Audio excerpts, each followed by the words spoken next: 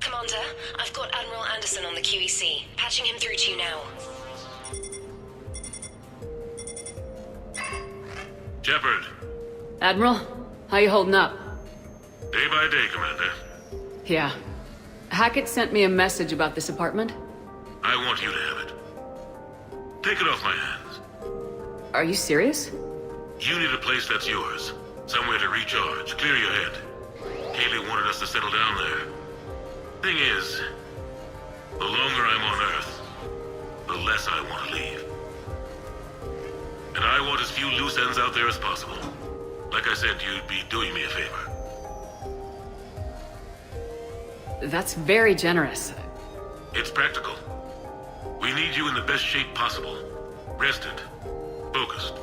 If you say so. Thank you. And make yourself at home, damn it. It's yours now. I'm sure I can manage.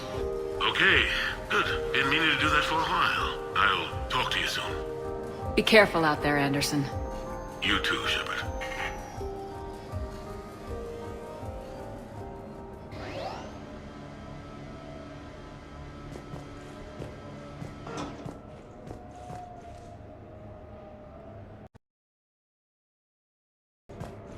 You never asked me about this, but my wife just called.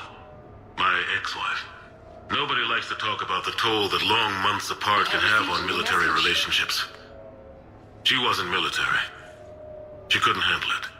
But it's not even about military and non-military, damn it. It's space flight. Space flight. Finding the mass relays, miracles of engineering. Human imagination rising to meet our desires. We pay a price for that curiosity, that drive. Our relationships suffer. People we love suffer. But that's reality. And it's worth the cost. I must have thought it was. I guess I still do. In the end, you just have to hope you made the right choices.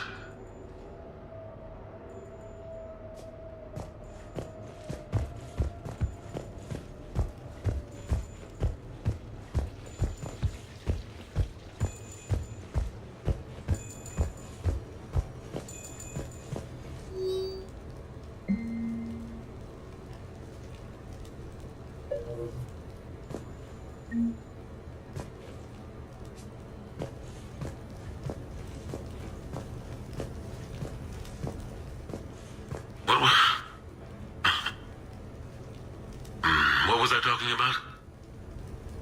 Early days, right? People ask why I joined the military. Everyone talks about honor, duty, sure. But that's never the whole truth. It's 100 little things that add up to commitment. I joined because of a dog. Yeah, a dog. This patchy, mean son of a bitch that used to bark at me every day on my way to school. He'd snarl and I'd start running. Scared the hell out of me. I was just a kid. I remember being in a bad mood one morning. Angry, I can't recall why. When that dog started in on me, I snapped. Started barking right back. We both kept at it until we had nothing left. Dog never bothered me again. Why'd I join the military?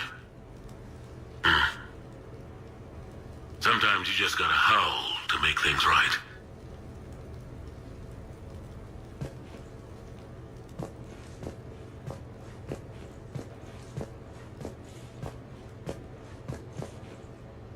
No, it's fine. I got a few minutes. First contact war? Yeah. I was there. My first real combat. First for a lot of us. I remember one night early in the war, strapped to my seat as our transport approached the LZ. Everyone was dead silent. Just the sound of breathing. Good men. I trained with all of them. We were always joking and horsing around, but not this time. Just the rattle of the shuttle. And that heavy breathing. Everyone was thinking the same thing. We're off to fight alien invaders. Aliens. Think about that. We all grew up wondering what was out there. If we were alone in the universe. Now we knew. We weren't alone. And we were in trouble. So there we were. About to face an enemy as different and unknown as we could imagine. I knew I had to say something, keep the men relaxed. So I turned to the soldier beside me, Hendricks, I think, and asked him how his mother was doing. Fine, he said. Why? Because I heard your mama so ugly the Marines thought she was a Taurian. Almost shot her. I got a few smiles. Then Hendricks turned to me and said, "Hell, Anderson, I heard it was a picture of your mama that started this goddamn war in the first place. Scared the Taurians shitless." Everyone had a good laugh at that. And the boys fought great that night. Sometimes that's all it takes. A joke, a pat on the back. Just a little reminder that everything's gonna be okay.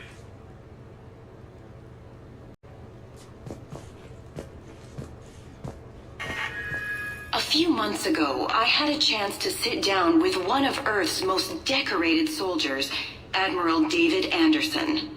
He was kind enough to answer my questions and talk about his career. Today, the Admiral is on Earth, leading the defense of our home against the Reapers. We have no communication with him or any soldiers on Earth, but we can't forget what they're doing for us.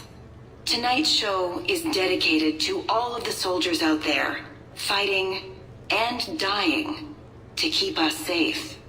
Admiral Anderson, today marks the 30th anniversary of the N7 program. Can you describe your first day of training in this now famous program?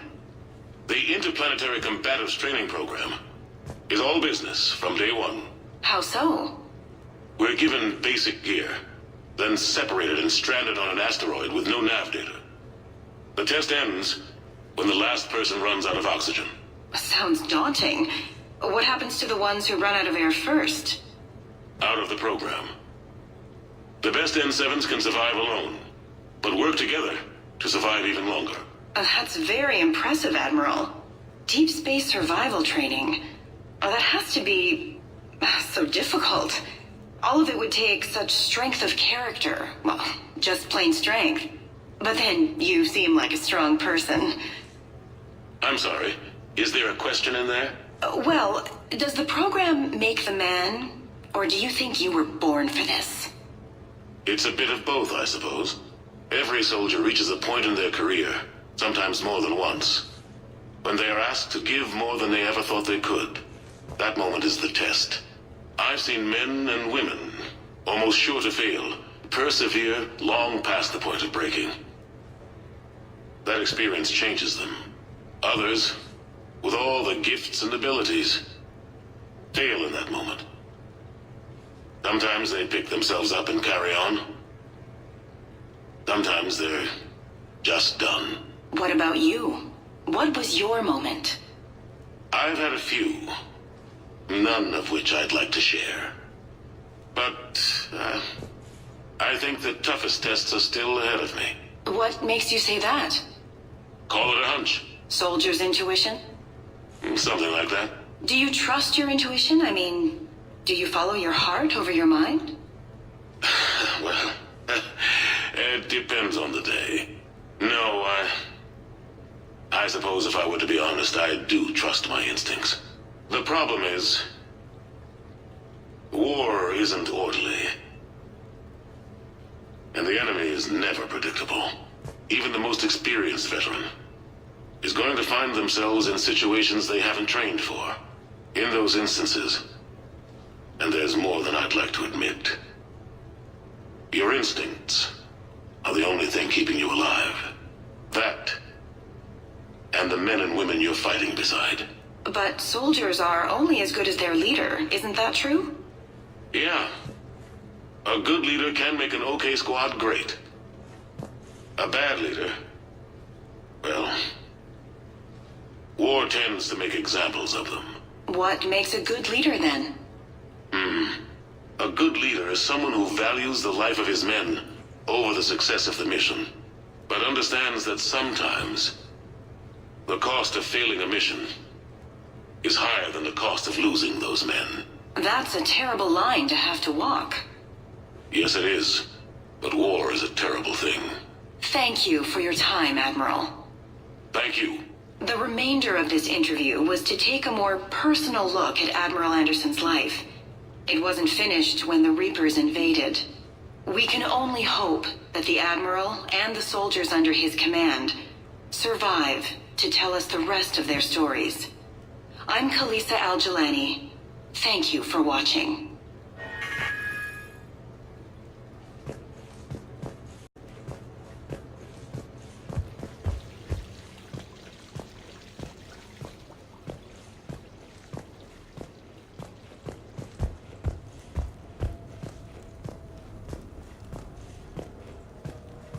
The Normandy? A brand new ship. My ship. You don't forget that moment. The first time you're standing there. The whole crew looking to you for direction. Unforgettable. I'd led men and women before that. Seen a lot of combat already. Always managed to find my way home in one piece. Do that a few times, you begin to think you know better than the next guy. Maybe you do, I don't know. But if you're lucky, really lucky, you find yourself on a good ship, in front of a good crew. A crew you can trust with your life. Gifted, disciplined, brave, all of them eager to set sail into the endless black ocean. I still remember my XO asking what my orders were. Shepard, I said, let's see what we can find.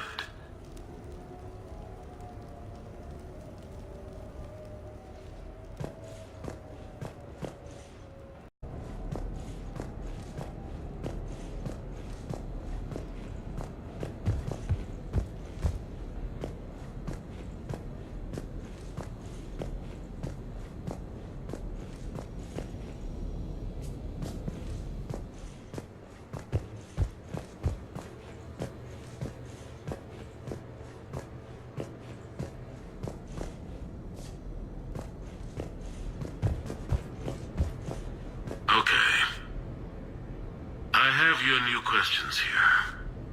As a leader, do I ever feel that the end justify the means? Spirit of law over word of law. I'm not going to touch that with a 10-foot pole, but I think I know what you're after.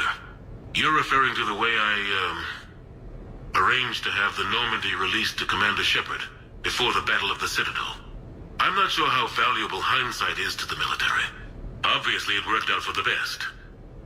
Without the Normandy and Commander Shepard free to do what they needed to do, what we needed them to do, Saren might have taken the Citadel. I think it's clear what a different galaxy this would be if that had happened. I did what I had to.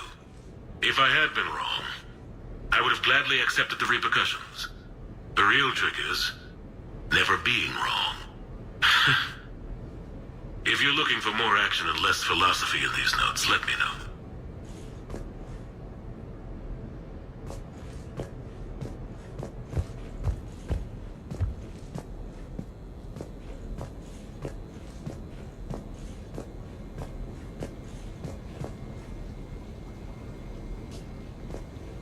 Sure, I can talk about Commander Shepard. Big topic. There's been a lot written about the Commander, but most of it isn't true. People are quick to judge. They don't know the whole story. I don't even know the whole story. But I know the woman. Worked with her. Fought with her. Trust her with my life. Shepard's had some rough patches. Who of us hasn't? She's been forced to fight a lot of battles alone. God only knows how she got out of some of that. Makes your head spin. Thing is, you never heard a complaint. Never once got, "No, sir, I can't do that." She never hesitated. Few people know what Shepard's been through. I'd like to think I come pretty close. And I worry sometimes she forgets. There's a whole bunch of people who lose sleep over her getting back home. Maybe it doesn't need to be said. Maybe we're too dumb to say it. Soldiers like the commander are rare. Women like Shepard, even more rare.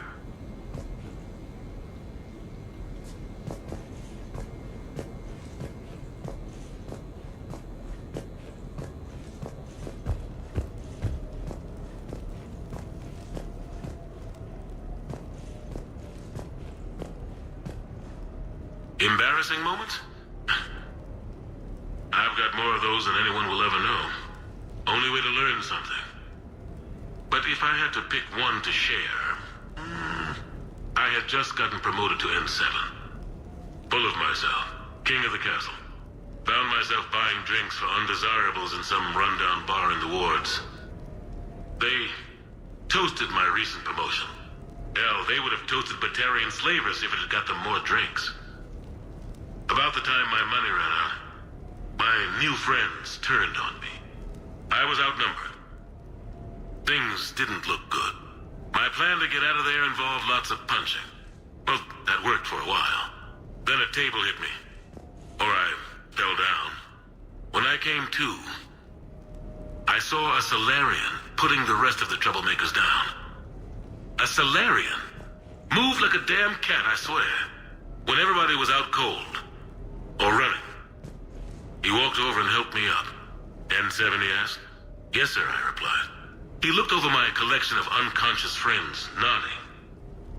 Not bad, human, he said. And he walked away.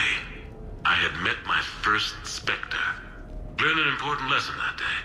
No matter how good you think you are, there's always somebody quicker, faster, and a hell of a lot smarter than you just around the corner. That little lesson's kept me alive more than once since then.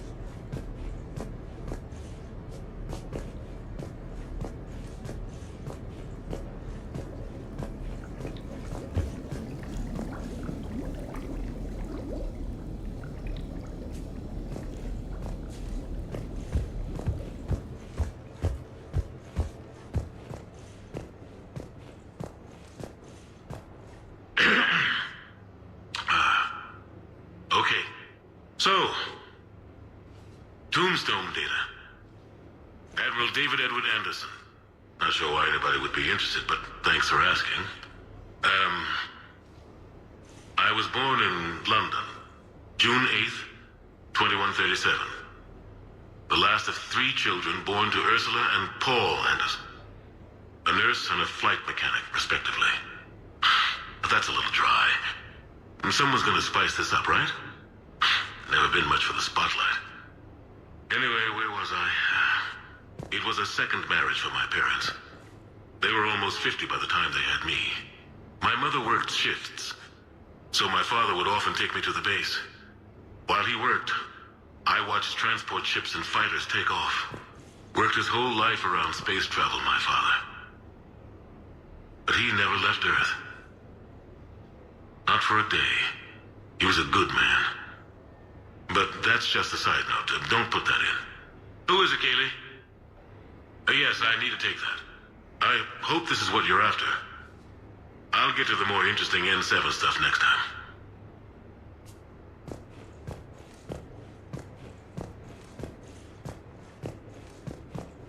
The Turians?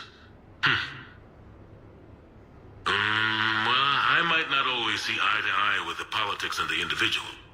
But I have a great respect for the Torian military. Any Alliance soldier lucky enough to take part in their training programs will certainly be better for it.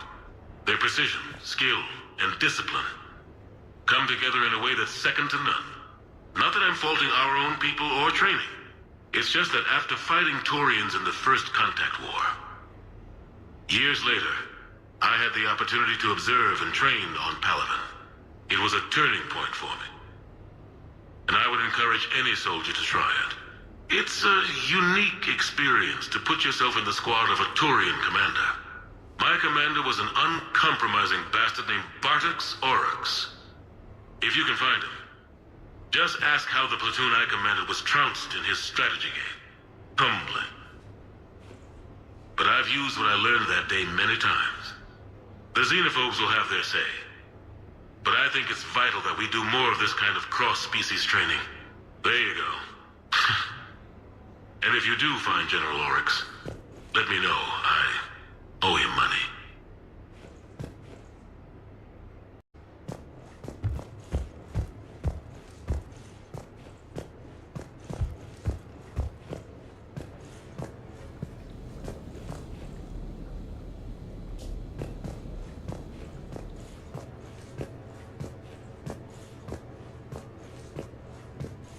You asked me to talk about the SSV Normandy, the Normandy SR-1.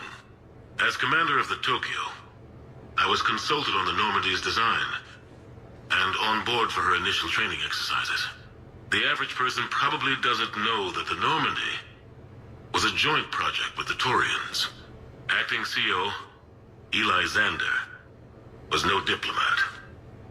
She ran out of patience with Torian posturing and politicking during construction. The chief architect of the Drive Corps, Octavio Tatum, and his team of Torian engineers were in the CIC for final training exercises. Tempers flared when Xander pushed the limits of the stealth system, waiting to vent the IES well past what Tatum was comfortable with. I tried to calm the situation, but it still ended with the Torian scientist in shackles and a human-Torian fistfight at Korra's den later. Funny now, when I first laid eyes on the Normandy, she was the most beautiful thing I'd ever seen. Day after that training run, Admiral Wright found me on the bridge. She's yours, he said. Can't trust her to Xander. Send me a list of crew from the Tokyo you'd like, and prep for your first mission. Short command thanks to Saren. Still, one of the highlights of a long career.